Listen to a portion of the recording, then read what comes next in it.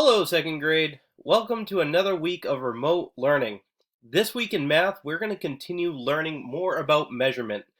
And if you remember last week, we've been dealing with lengths just in feet. This week, we're going to be dealing with a smaller unit of measure, and something I'm sure a lot of you are already familiar with. So I'm going to start by introducing a couple of tools that we already know. This one right here, tape measure. And this one right here, it's a trusty ruler, right? And I'm gonna put some paper under it so you can see it better. There we go. So if we look a little bit closer at our ruler, I'll hold it up for you. We can see that on this side, we've got a lot of numbers going all the way up to 30. And we can see a little cm right here, standing for centimeters. We're not working with centimeters right now. We're gonna be working with the other side, which goes up from nothing to 12. This is the inches side of the ruler. So today we're going to be measuring in inches. So we're not using the small side with a bunch of numbers. We're using the other side that's a little bit bigger. And we have two different things that we can be using. I know some of you have rulers at home. Feel free to use them. I sent everybody home with a tape measure. Feel free to use that. The only thing with the tape measure, see that? You have to make sure that you stretch it all the way out so you get an accurate measurement. All right, let's get into the material for today. So feel free to open up your books. We're on page 111 in book 2B. So if you want to follow along, go ahead and pause the video and get your books out. All right, on this page, it's explaining what an inch looks like and a cool way to measure out an inch. And this works mostly for adults. Your hands might be big enough, but if you take just this part of your finger from the little knuckle piece all the way to the tip of your nail, that's about 1 inch. And we can see that it actually works most of the time, right?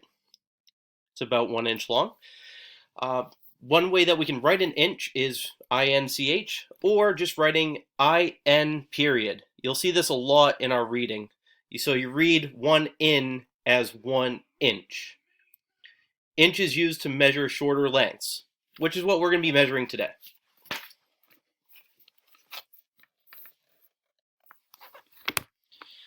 To measure the length of an object, put the object above the 0 mark on the ruler. And guess what? Some of our rulers actually have a 0 mark, and some of them really don't.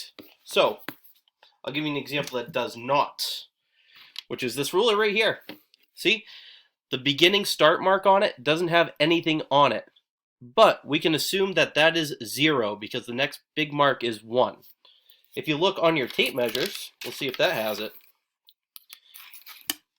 It actually doesn't either. So the first mark where you start measuring from is the beginning of your ruler right here on your tape measure. So at the very beginning piece of this metal, that's where you start measuring. On a regular ruler like this, you don't start measuring at the end.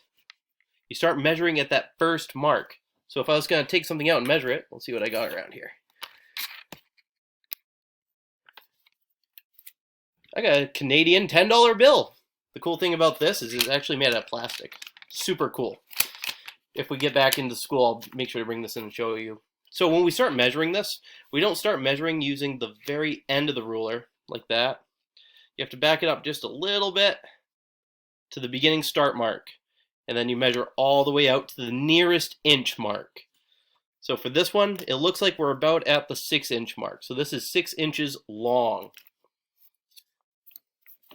And if we were using your tape measure, like this, right? You're going to lay that out first. Remember, you want to keep it nice and straight. And you're going to be measuring it right from the beginning. So you're going to get your metal piece right to the edge of what you are measuring, and then lay it flat. And you can see we got the same measurement, about 6 inches long. Okay. So on here, we have a couple of problems where we're not too sure if they are measuring it correctly. It says, which shows the correct way to measure the paintbrush? A, B, or C? We have A, B, or C in here. So take a second, look closely. So looking at A, it looks like it's starting not quite at the 0. B looks like it's starting at the very end of the ruler. And C looks like it's starting right at the 0 mark. So which one do you think that is? I would agree. We just learned that we need to start at the 0 mark. So if you're looking at this ruler right here, if we started measuring right from this edge right here, it would be an incorrect measurement. You would need to start measuring right at that start mark right there, the first mark that you see. And down here, we're looking at two different objects. Use the inch ruler to find the missing numbers. The length of the candle is blank inches. So the candle is right above, and we can see it goes to, 3 inches. Number 3, the length of the pencil is blank inches. So we're looking at the pencil, it's a little bit shorter. Looks like it's lined up correctly. Yep. Looks like it's 2 inches. You would write down 2 right there. Also, sometimes we need to measure objects that aren't in a perfect line, just like this one right here. A good instance of this might be outside when you are measuring something for a fence, doing anything like that, measuring out a hose that doesn't quite go straight. And what we can do is we can actually, and you can look at the directions, it says to look at the curve, place a string along the curve, cut the string, place the string on a ruler to find its length in inches. And guess what? I'm not going to cut this one because it's my trusty piece of rope. I'm going to show you what we can do to measure this one. So we're going to take a string. You could find something around your house like shoelaces, anything really, as long as it can follow this curve. So we're going to start right at the start point. It's not a perfect science either. You just have to try to be careful about it. Line it up. See, as I line it up, I'm going to let go of my left hand right here. Right? Keep it lined up. Pinch it down there. Let go. Go over this curve right here. Make sure it lines up. See how it lines up? Once it's lined up, I can let go. Right? And we're going to get all the way to the end point right here, and I'm just going to pinch it. Just like this. So, right here, I have the length of that curve, right? It's a long curve. It's not a part of a line. Remember, parts of lines are straight. This is a curve. So, I have my length right here. I'm pinching it right here. That's how long it is. I'm going to get my ruler out. We're going to measure how long that is.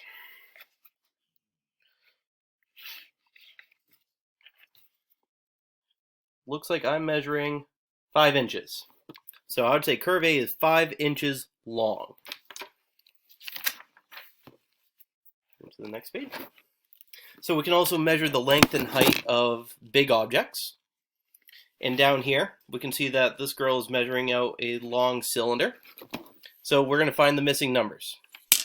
Oh, looks like it's actually a vase. Nice vase. The vase is about blank inches long.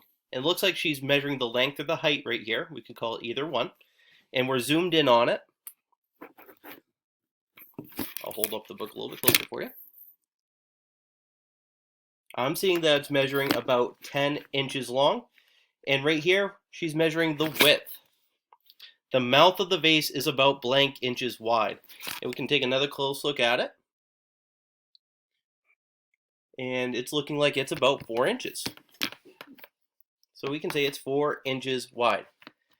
This is what I really wanted to get into today.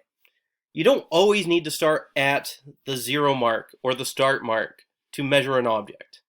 Sometimes it's difficult to start at the 0 for whatever reason. Sometimes you have to start somewhere in the middle. And there's a real easy way of solving these to figure out how long they are. So I'm going to go over a couple of different strategies that you can use to figure out the length of an object when you're not starting at the 0 mark. So, down here we have two objects. We have a paintbrush, and it looks like we also have a pen. So now we want to know the paintbrush is blank inches long. Let's look and see where it starts.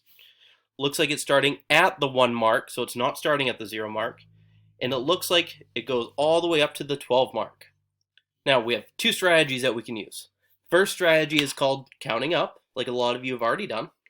So you can start here at the 1, but count up. So we're going to go to the next one and call it 1. That's 1 inch, 2, 3, 4 inches, 5, 6, 7 inches, 8, 9, 10, 11 inches. That took a little bit of time for us to figure out. We had to make sure that we're bumping up to the next inch mark, not the in-between marks, not the half marks. Or, and this is the other cool way, you can use a piece of paper and figure it out this way.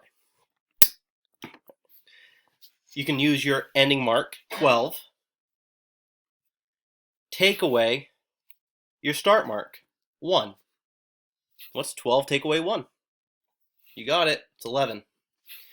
And we got the same answer for both of them. So counting up, we got 11, but also using subtraction, we got 11 as well. So we can do the same thing for the pen. The pen is blank inches long. It looks like it's starting at 4, ending at 9. We can use counting up, starting from the 4 mark. 1 inch, 2, 3, 4, 5 inches. Or we can use our subtraction.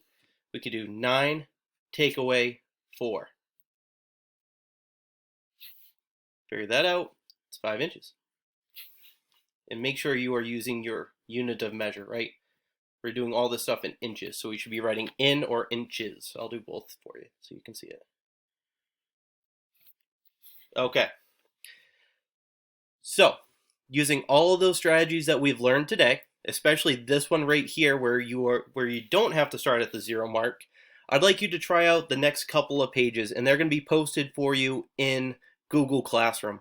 So, if you have any questions, feel free to rewatch this video as you're doing your work, or reach out to me with a comment, or you can go ahead and ask me during our Zoom meeting. All right?